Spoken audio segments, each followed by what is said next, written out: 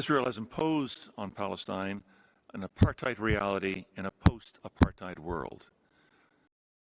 I give the floor to the representative of the United Nations Watch.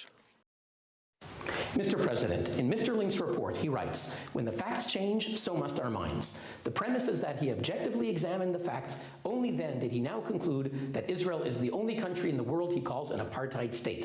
But was this determination truly the product of an objective examination? Let us consider. On March 2016, as documented in 33/NGO/82, the Canadian government of Prime Minister Justin Trudeau opposed the appointment of Mr. Lynk as Special Rapporteur, saying candidates needed to have, quote, a track record that can advance peace in the region, to be credible, impartial, and objective. Canada expressed concerns about Mr. Lynk's suitability and impartiality. Quote, this candidate was not put forward by Canada and does not represent the views of this government. There are legitimate questions and concerns raised, which is why we've asked for a review. Why did Canada take the rare move of opposing a UN appointment? First, because in Mr. Lynk's application, he failed to disclose his leadership role in 3 separate pro-Palestinian lobby groups, including the National Council on Canada-Arab Relations, the Canadian Palestinian Education Exchange, and Friends of Sabeel. Second, far from being impartial... Please, point of order. Canada, please. No, sorry. Palestine. We are now discussing the report of the High Commissioner and the update.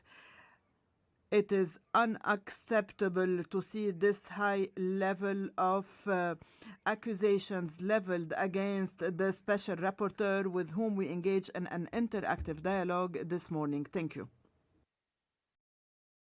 Thank you very much. I will take note of this. I cannot fail to notice the derogatory and inflammatory remarks have been made, which are personal in nature. It's not acceptable. And I will give the floor to representative of United Nations Watch to continue, to finish.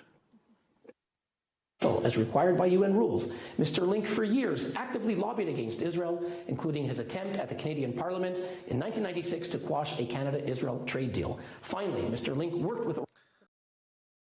Sorry, again, right of reply of State of Palestine, please. Allow me to say that this is outside the terms of this session. Negative accusations to UN representatives and members of this council, this is unacceptable. This arrogance by the UN Watch representative should stop. Thank you, Mr. President. Thank you, Excellency. During the general debates under item 7, speakers are expected to raise issue or comments on human rights situation in Palestine and other occupied Arab territories and related reports. With this in mind, I give the floor back to the speaker. Organizations that promoted events like the annual Israeli Apartheid Week. Mr. President, no one here changed their minds. Their minds were made up long ago. Badil Resource Center for Palestine Residents and Refugee Rights. You have the floor. Israel continues to enjoy international impunity for the crimes of forcible transfer, annexation, and policies and practices that amount to colonization and apartheid.